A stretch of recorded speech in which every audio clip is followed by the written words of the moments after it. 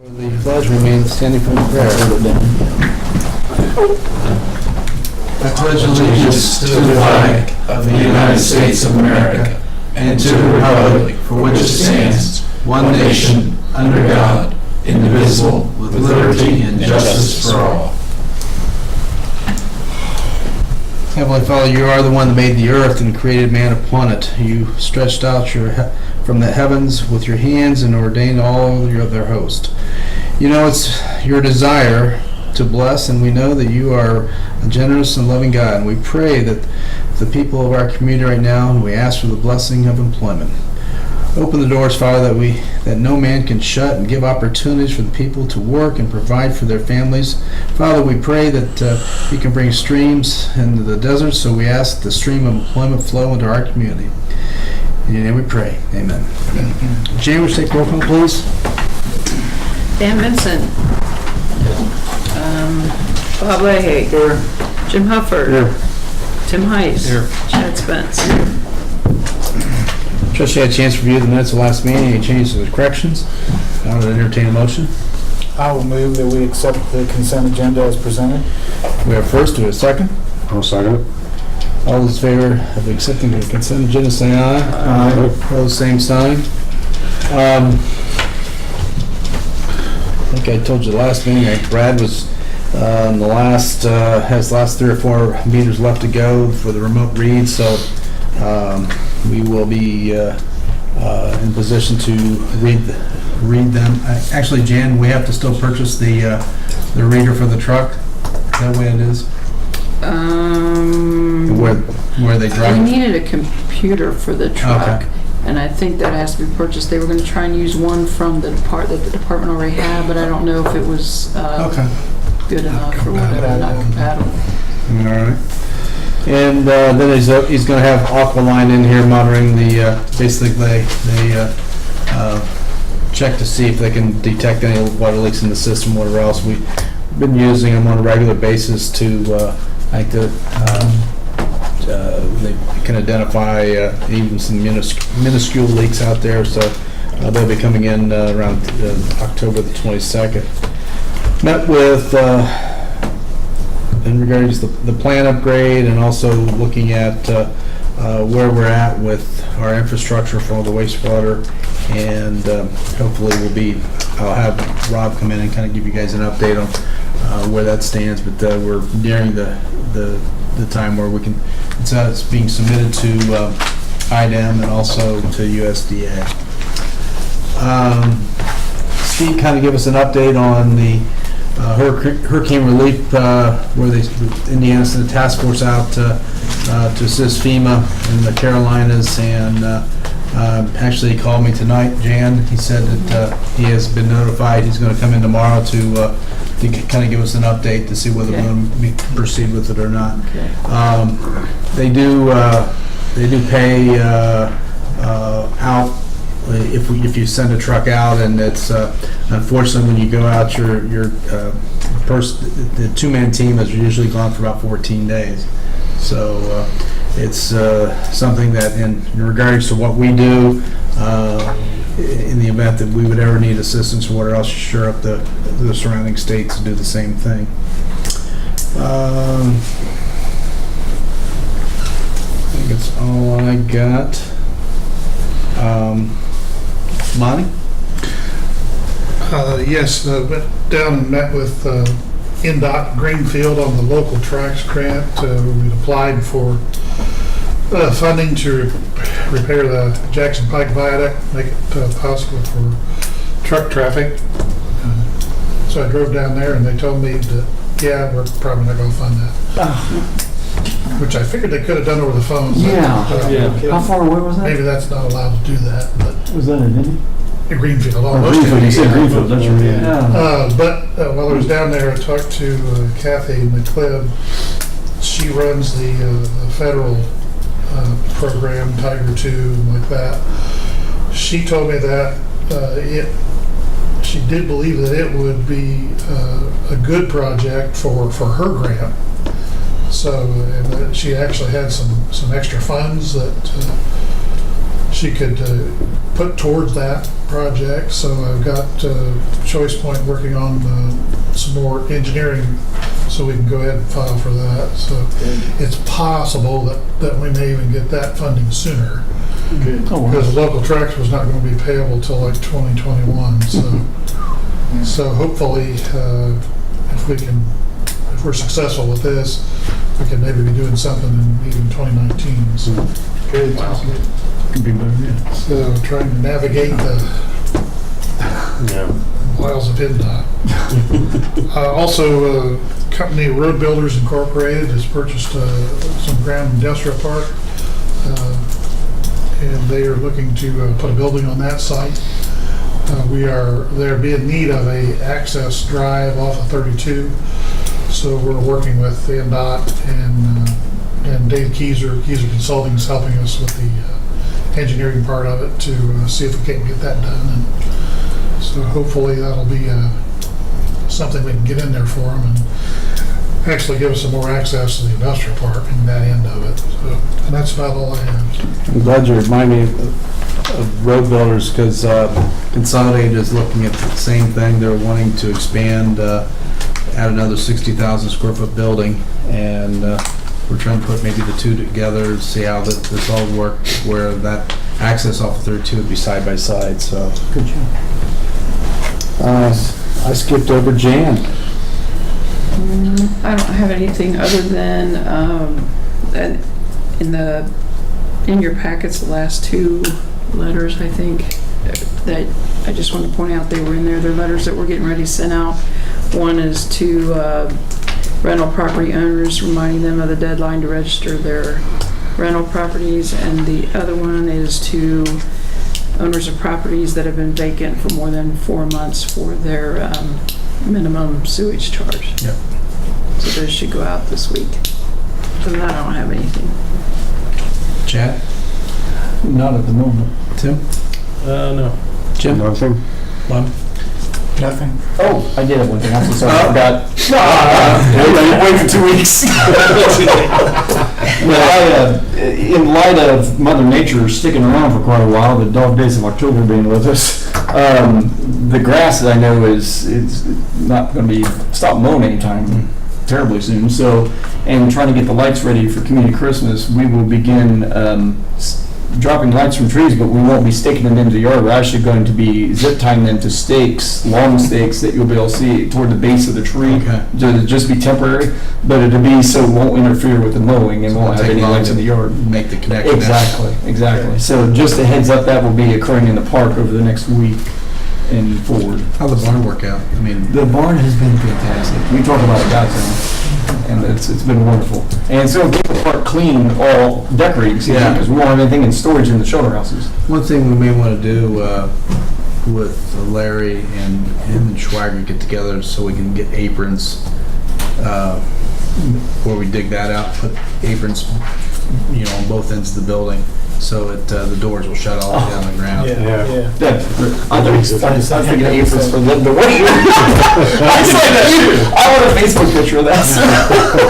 We can do that. We can do that. But yeah, good suggestion. Santa's little helpers.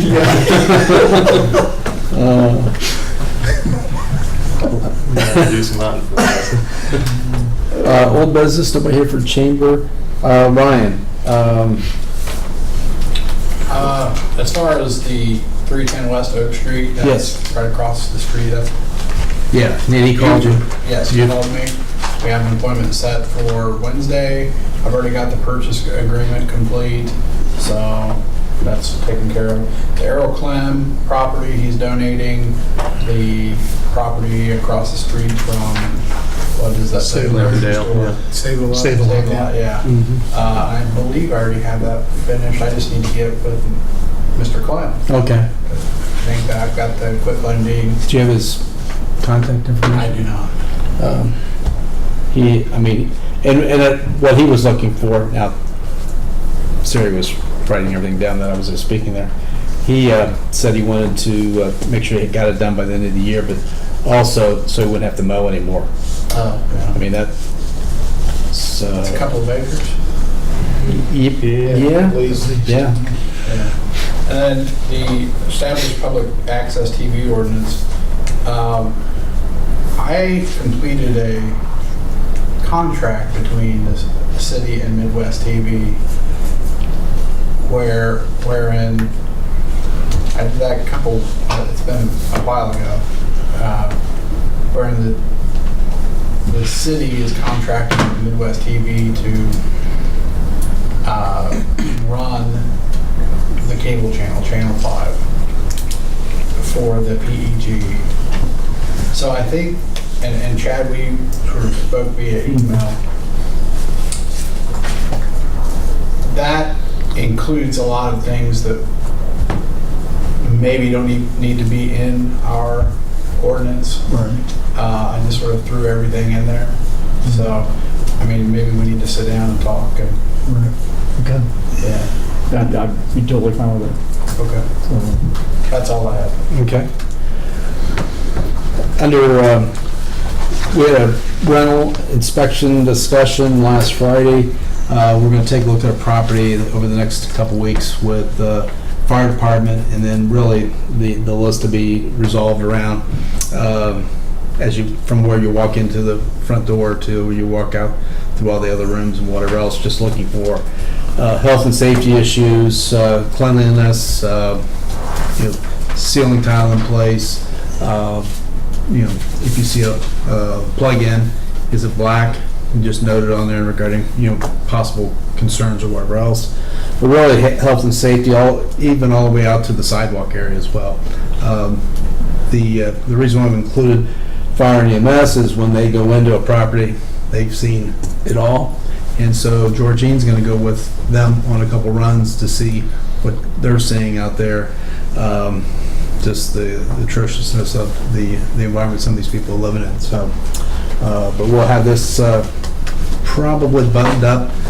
We'll try to get it kicked off for the, by the 1st of January.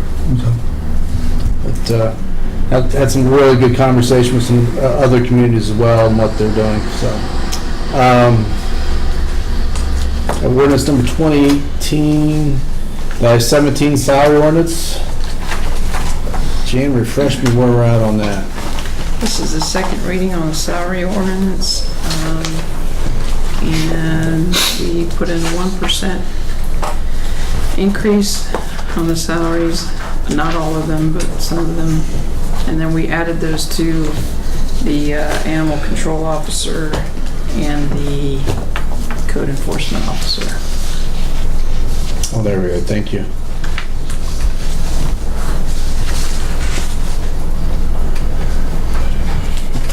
Any questions by council on that?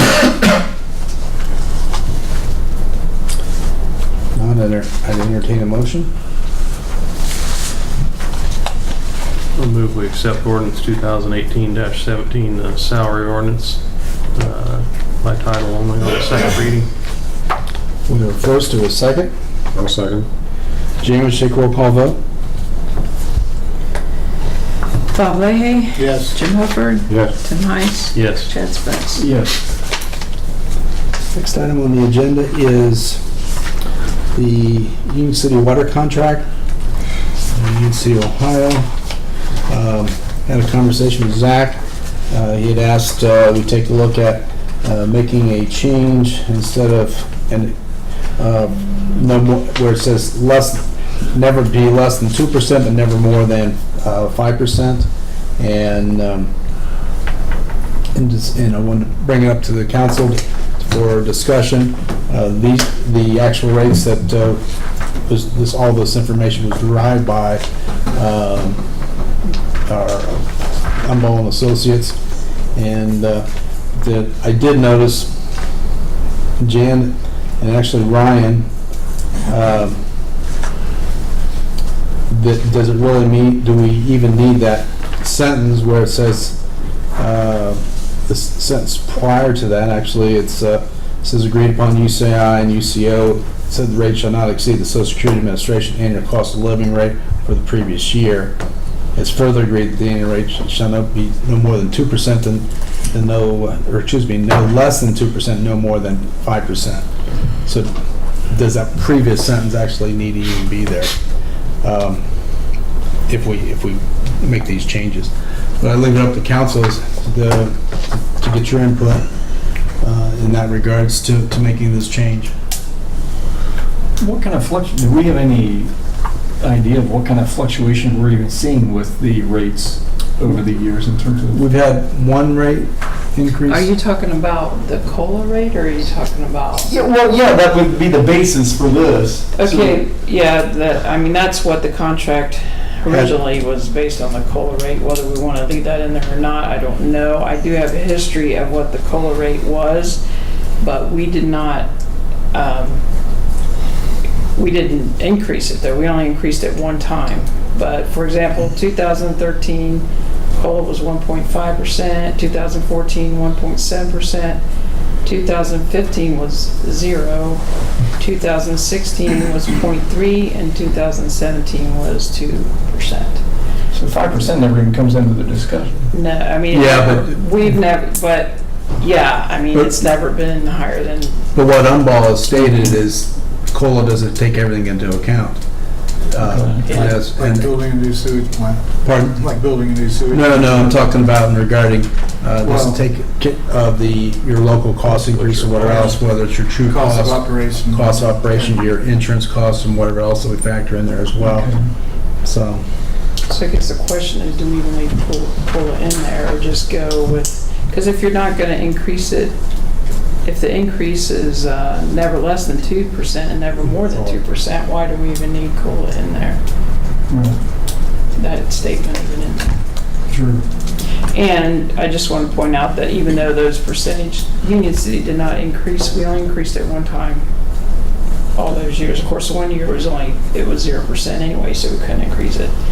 But we increased it by the 1.7% the one time over the 5 years, over the 5-year contract.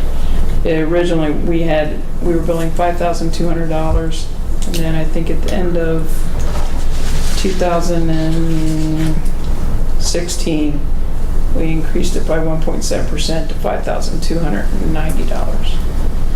And that's what it is right now. So that was a $90 increase. And that's what it is right now. And then we had Umball do their study, and they are the ones that came up with increasing it in the new contract to $5,530. Which is a percentage increase of, do we know? Well, I figured it I didn't know if it out. was figured in there. I did.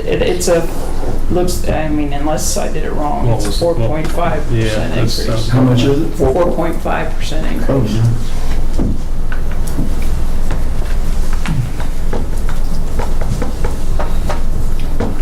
So if 90 days prior to each yearly anniversary date, we will give notice as to whether or not there will be an increase. And then I guess it will never be more than 2%, never less than 2%, but never more than 2%. Except for the 4.5% increases being proposed. Well, but that's already in the base of the, because it says UCO on the second page, it'll say UCO agrees to pay $5,530 per month. And that's on the second page. It's on the second page. That's what we're And that starting encompasses, with that's this the contract. point, that already encompasses. the- Exactly. Okay, so that's our new, Because that's our we new haven't baseline, our new increased it. starting point. We've Okay. increased it once. Well, if we haven't increased it, I would say that we'd be, just like we talked about approaching our rates, that it'd be better to increase or to use gradual instead of higher percentages that go stagnant for a long time than a high percentage rate. Meaning it would be better to cap it at 2, Yeah, and but then be. but more not consistent. do it, like not have one every 5 years. Right. Because we didn't initiate the increase. It'd be better to have just 2% each year instead of having 10% in 5 years. Right, yeah. and want to make the motion to that aspect? I would make a motion. Well, did we reach an agreement though on the COLA? Are we leaving that in there or? Well, we don't, if we have the minimum of 2%, then the COLA really doesn't apply. Yeah, we can have that taken out of there. We can remove that, which I don't think that's a point of contention for them at all. I think that just cleans up the language a little bit and takes away some confusion. I don't think you'd have a problem with them on that. I think it should be taken out. Then I move that we strike the verbiage pertaining to the COLA information, and we amend the agreement to be never less than 2% as stated, but with the edited version of not more than 2%. Okay. I'll second that. We have a first and a second. Jamie, would you take roll call vote? Bob Leahy? Yes. Jim Hufford? Yep. Tim Heiss? Yes. Chad Spence? Yes. We still have the option of not. Okay, so that's. Ryan, you want this copy to? So we're striking, The sentence prior to that, the one that put parentheses there. and then never less than 2%, never more than 2%. Right. Okay. That good, Zach? Good for me? All right. Hey, guys. Oh, appreciate you. Thank you. Gotta get back to work now. Thanks, guys. Thank you. Good evening. Chad, you want to give us an update on Midwest TV? Yes, we had a meeting last week, and of course, there's been, one of the discussion points was the further continuance of a committee under the PEG designation. And we agreed as a group to enlist the guidance of Brian regarding if we still fulfill that designation. And so, at least at first glance, without further detail, at first glance, we are still meeting that designation, which enables us to continue to function, at least for the time being. But we also still need to, we agreed to keep the board size as it is. And then we also agreed to have a meeting with the board members minus the executive director to negotiate a contract for the executive director that, once approved, will be presented to him for his approval. So, so that's where we're standing right now. Okay. And do we have a question? Well, just because the 501c3, when the donation was made to K.I.S.S TV instead of Midwest from the REDC, it's been tabled until the 15th. But I've enlisted a meeting this weekend with a couple of colleagues, and one knows extensively, I would say, 501c3s and how that works. And I just want to get a little bit more pent up in information to see if everything's going according to plan and everything. But the meeting said we just continue to move forward. Excellent.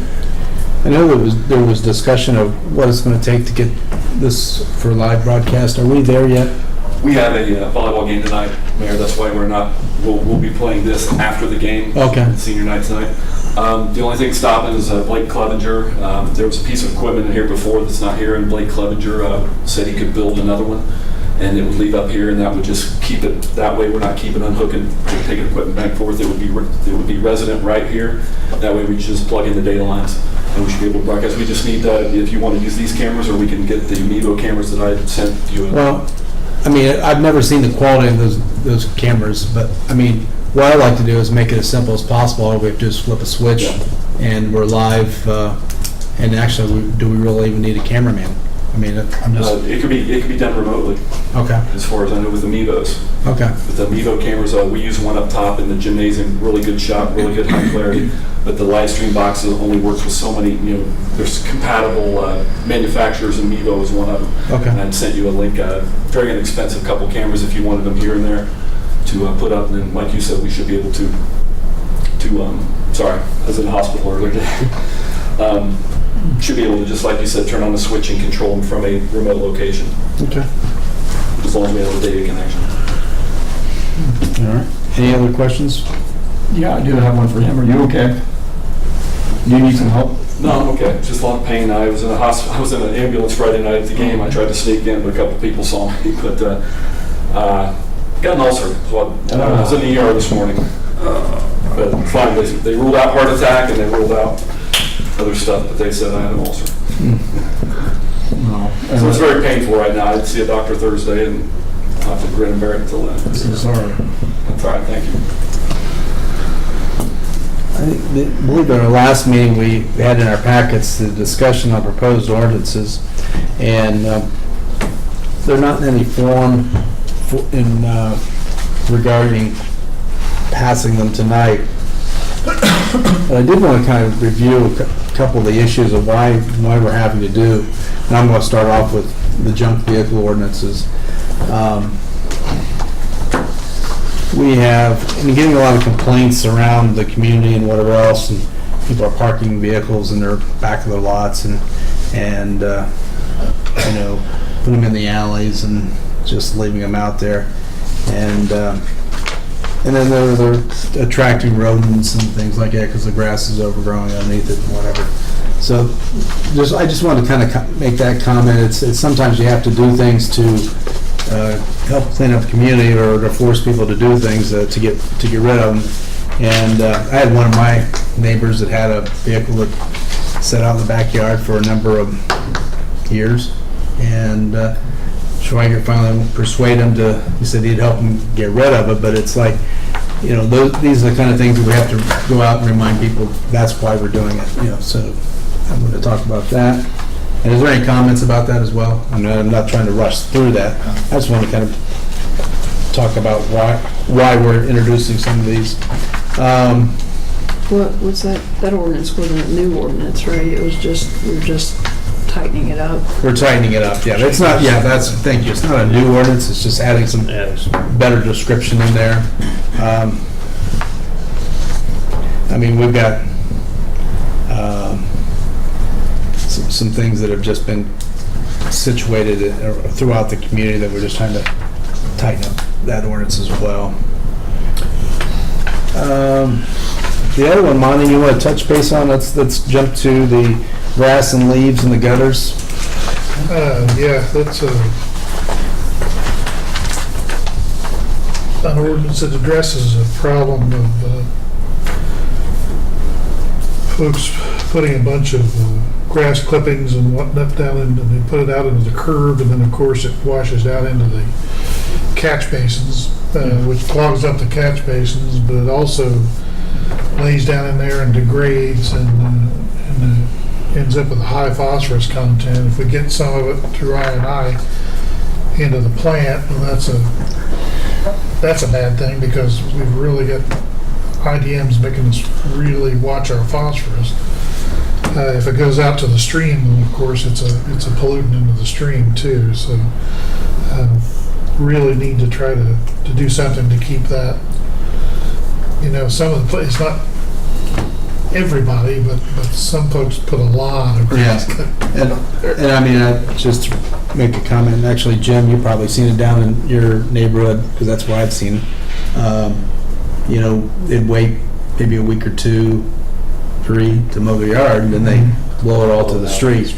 And then not only is the sidewalk covered up, but then you're creating a slip hazard for people walking down the sidewalks and whatever else. So and it's yeah, I mean, if they wanted to and kind of put it in rows in their yard, they could rake it up pretty quickly and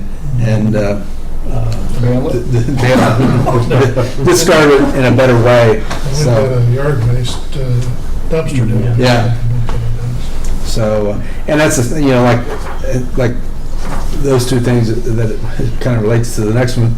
Keeping of chickens or fowl in a residential district. This is, we talked to the county on this, and there was nothing that the county had any restrictions on, and so we sought out an ordinance in regards to really no more than 6 chickens or fowl, and no person shall be keeping any rooster.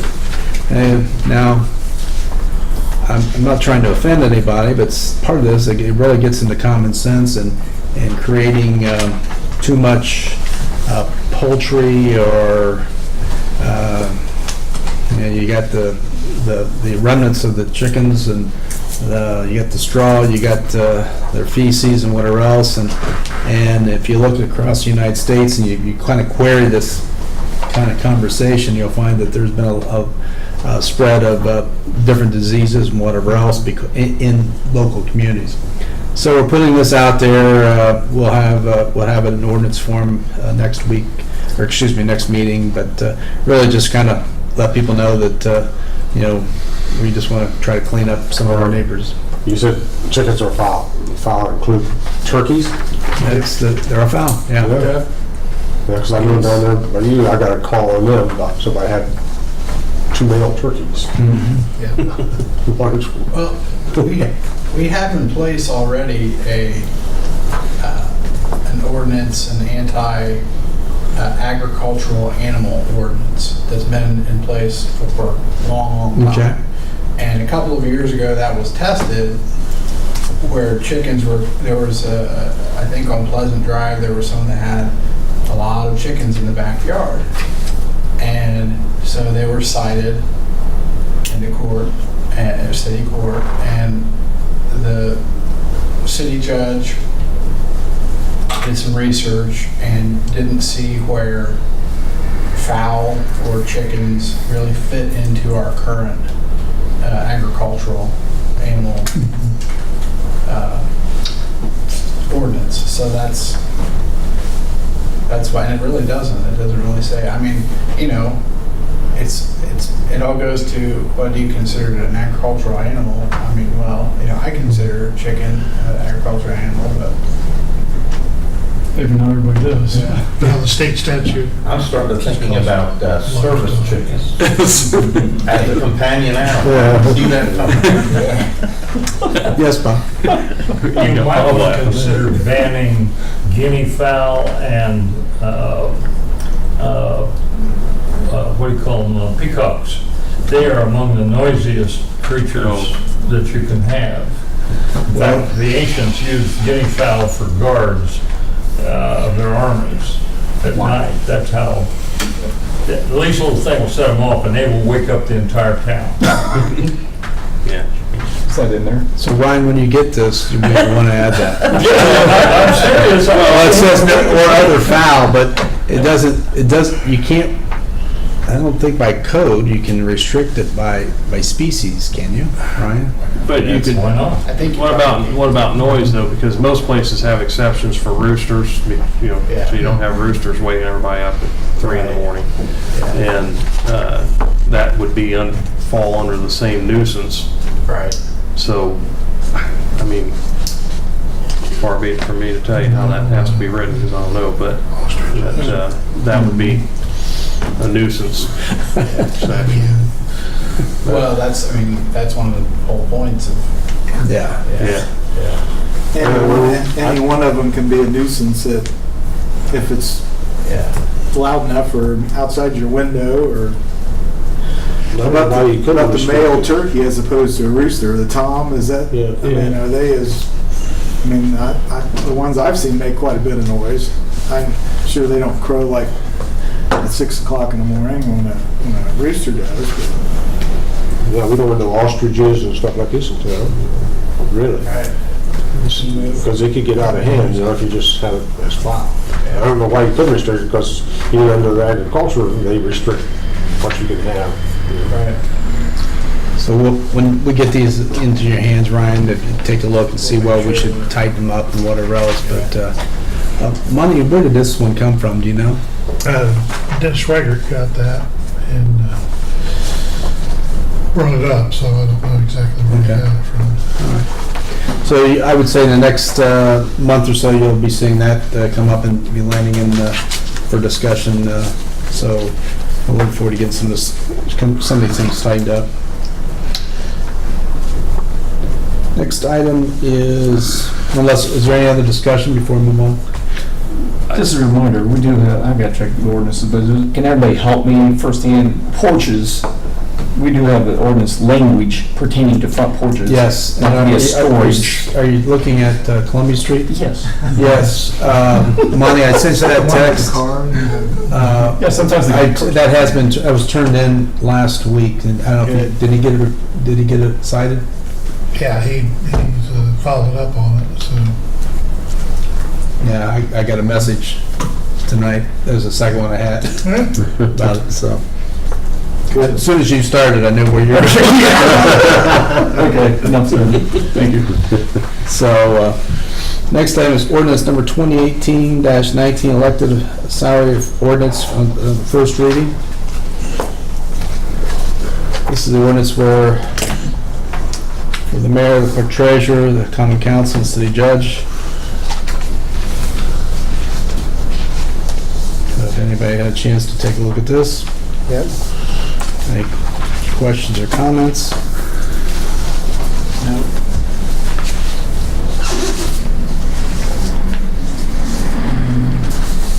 Questions or comments? I would entertain a motion. We don't have anything, because I know for the longest time we trailed significantly behind the average for Yeah. our elected positions.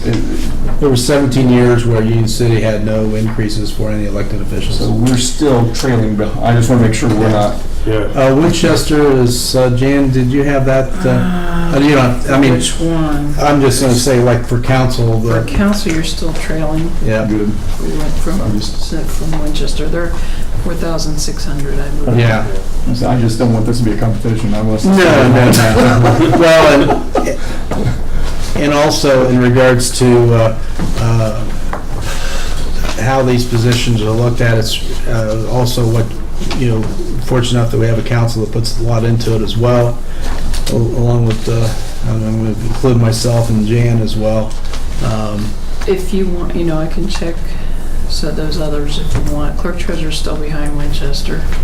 I didn't check the judge, and the mayor's different because we don't have full-time mayor, Right. ours is. Yeah, that's fine, that's fine. And again, I'm not trying to create any type of sense of competition or anything. I just want to make sure it's acknowledged that Right. we're not, yeah. Because, I mean, it's a fine line you got to toe, because you want to make the pay, it's not certainly something you do for pay, but at least you want to make it respectable enough that you have individuals that are passionate about and knowledgeable about helping the city, that they will get involved. But at the same time, you don't want to go the other end where it's, you know, it's too much. So. Well, and just to give you, I think, going back 11 years ago, or almost, the mayor's salary was roughly at $14,000, and now it's at $29,000. So, just trying to get it to an area where, and it's not for me, or it's for the position. You're really looking at down the road for the future, where and we've not found out where anybody says that the mayor is part-time for the city of Union City. So it's Doesn't feel like that. yeah, no. That's nowhere. What's that? That's nowhere. I don't know No. where it says that anywhere. It was just the pay. But like I said, that just for the public, we raised the mayor was from 27.8 to 29. In addition, for serving on the Board of Works, it went from 3,000 to 3,500. The clerk treasurer went from 42.2 to 42.660. I thought, Jan, did you make that I change? changed it. You changed it. I actually was trying to encourage Jan to accept a higher pay in regard, because I know what she goes through and if you notice her car out here. Late hours Yeah. every day. Yeah. And then council went from 31 to 35, and then judgment. Pardon? You should clarify 100. And then the general fund, it went, the city judge went from $21,350 to $22,000, so. Okay. Well, if there's no other questions or comments, I will move that we adopt ordinance number 2018-19, which is on the first by title only. We have a first and a second. I'll second. James, take roll call vote. Bob Leahy, Yes. Jim Hopper. Yes. Tim Heiss. Yes. Chad Spence. Yes. The next one, item on the agenda is near and dear to my heart, adopting new language for R1 zoning. And Ryan gave me a letter that I have to go to area planning to submit or whatever else, but Ryan, if we as a community want to change our definition, what do we? It's a long, drawn-out process that takes like 6 months, Okay, where we would apply to the county BZA, and then you have to send out notifications, and then it goes to BZA, and then it comes back, then eventually it comes back to the city council. And what takes so long are the amount of time that you have to give notifications. When I talked to Jason Welch, who represents the Board of Zoning Appeals, he said that he came up with this letter that would be signed by the Executive Director of the Randolph County Area Planning Commission, and to show that, let's see here, that this is a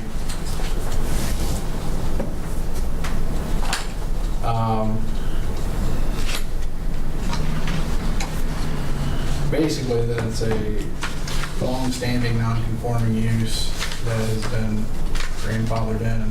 What they're afraid of is that every person now that comes in, I mean, they're just going to have to change zoning on every duplex in the county, is what they're worried about. So what they're hoping is that this letter then will be sufficient for the appraisers and the banks. So, but we can petition the BZA to. I would like to go ahead and start that process, Okay. because, I mean, you know, and it started with the lady from last council meeting. You know, it's been in her family. Actually, she inherited it from her father, and then she had it since '79. And so it's, you know, you look at some of the stuff, and, you know, and as I was explaining to Mr. Welch, I said, you know, it's sometimes here we are, you know, I'm with the government, I'm here to help. Well, what they did was, back whenever they adopted the ordinances from the county, and what, nobody looked at the map, they just probably thought that everything was just going to be grandfathered in. And then something came up in regards to some of the appraisers out there that are withholding appraisals because they're saying that they're non-conforming properties. And as Jason was saying to me, he says, well, it's not up to them to determine what they can appraise and not appraise. If they're asked to do an appraisal, they're asked to do an appraisal. It's up to the bank and also the title company as well to make these restrictions. So anyway, so is everybody okay with moving forward with that? Changing the language from 4.1? Yeah, if I don't know, I've used it a lot, that you can use the public section of the Randolph County GIS program without any problem. It runs a little stodgy, but one of the things you can bring up is the zoning layer map, and you can see, if you pull that up, how arbitrary it was, because basically the whole south side, primarily the south side, south of the tracks and around is R2, and then basically the whole section of residential to the north and west is all R1, and there's really no mix or anything. And I don't know what the history of that would be at all, how that was established, and then there's very few commercial zone properties interspersed, but right down the street here, you have the funeral home, and then from those homes coming east, they're all commercial. Yeah. Zone commercial. So. And then there's even some things like the Maple Leaf Apartments are in an R2, which is non-compliant. Yeah. And so, you know, Bill, you work. The philosophy is to keep things together in one area. Yeah, okay. So they call it spot zoning when you have something that's different come in. And I think you're right that when they established the zoning ordinance, it was pretty arbitrary. They had to write something down, so they made these various blocks what they were, and then it becomes difficult, because if you're in this block and you want something changed, they're like, oh yeah, but that's kind of spot zoning, so they're reluctant to change it. Yeah. Any comments for council on this? I mean, it's one of those things that history kind of dictated where some of these properties are. I mean, the double that I own next to my house was built as a double probably in the, I guess, early 1900s. And it's probably always been a double. Yeah, it's always been a double. And yeah. it's in the R1 district. I was really rather shocked that the R1 encompassed that. I had never really looked that closely at the zoning layer with this mindset before recently. Yeah, and those doubles like you got, and the ones here like on Howard Street, on Plum Street, them were built to build another house. Mm-hmm. Yeah, the workers lived in those doubles to build that other house. You know? Well, Ryan, I guess let's. I would like to have a motion to have Ryan move forward with this, if you don't mind. I'll make that motion. Ryan, move forward with the Do we have a second? New language or new language for R1 zoning. I Yes. will second his motion. Jane will take roll call vote. Bob Leahy, Yes. Jim Hufford, Yeah. Tim Heiss. Yes. Chad Spence. Yes. And Ryan, if you get a chance, if you could apologize to Jason for maybe my outburst with him. Already have. Been there, done. Okay. And I've called a couple times and left apologies, but he's still not accepting my calls.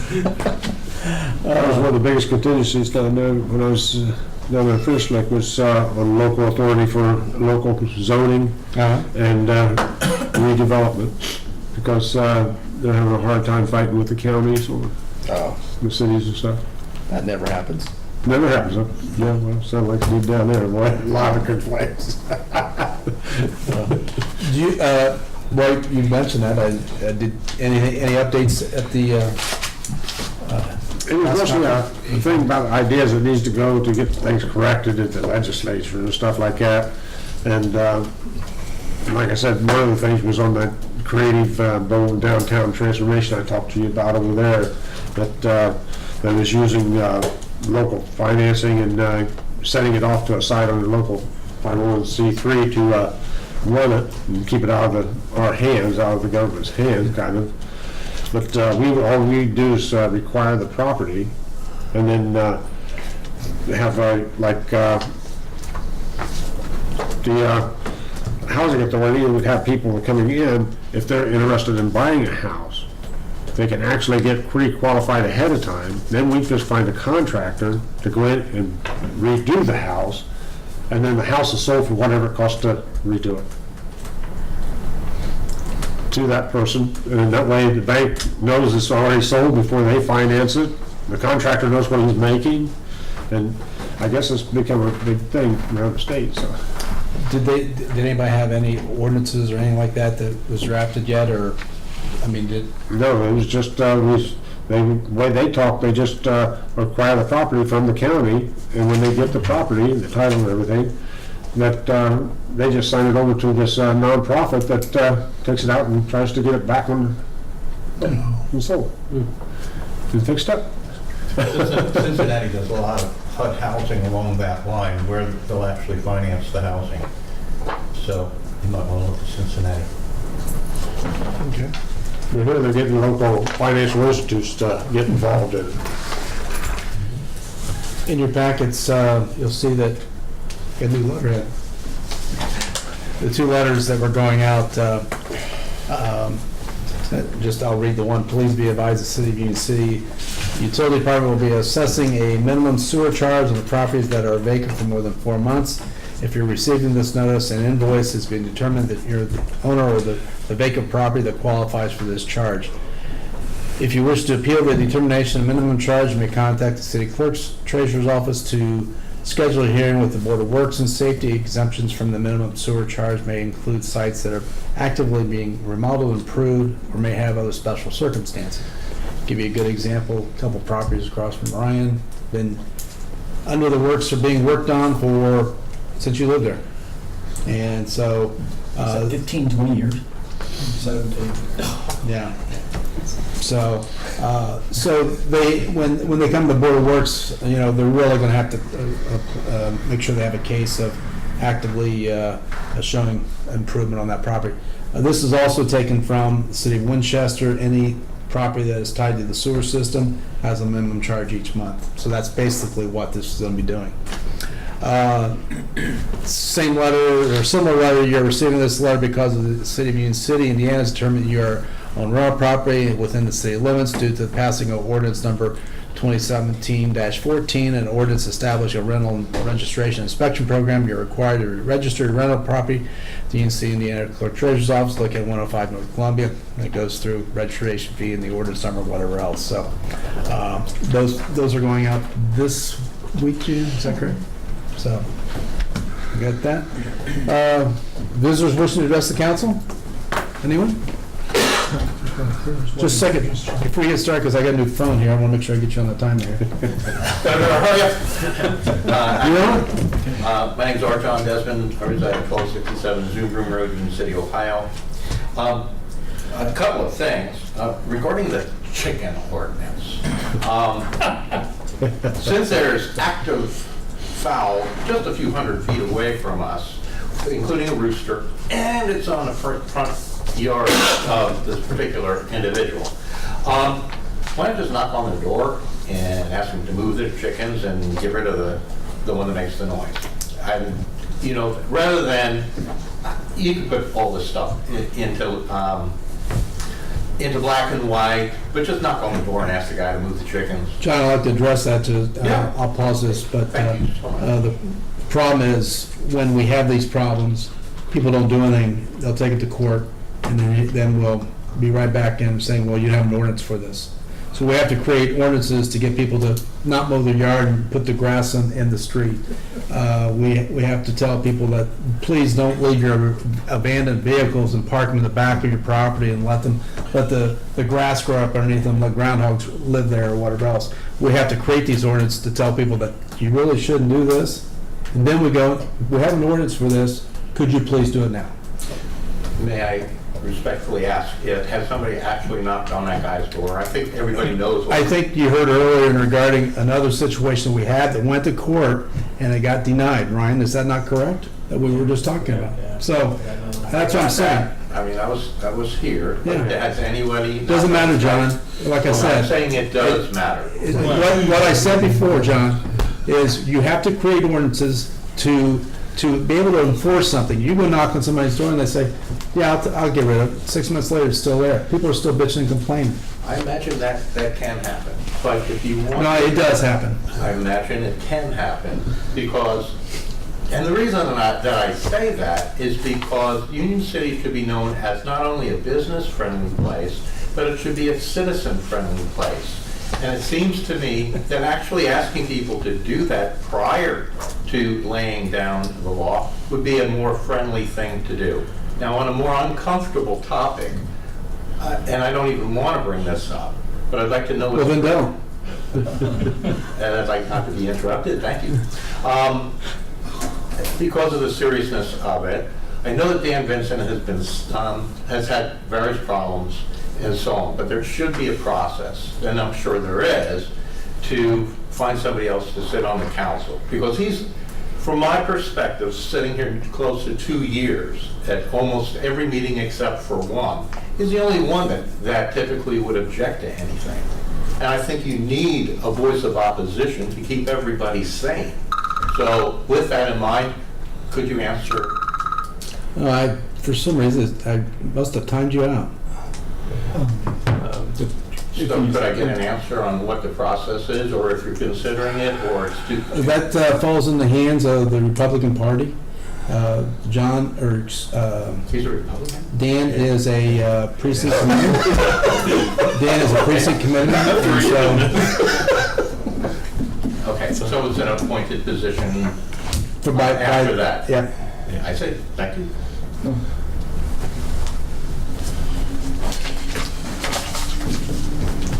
John, I appreciate you opening that door when you said that I shouldn't bring this up, but I will.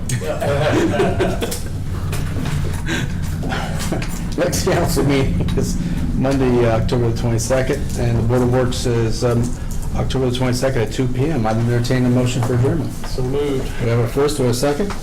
Second. All those in favor, signify by saying aye. Meeting adjourned. Have a good night. I'm gonna bring this up on the record. Ben hasn't been to a meeting, and at least he's missed at least the last 5. No, he hasn't.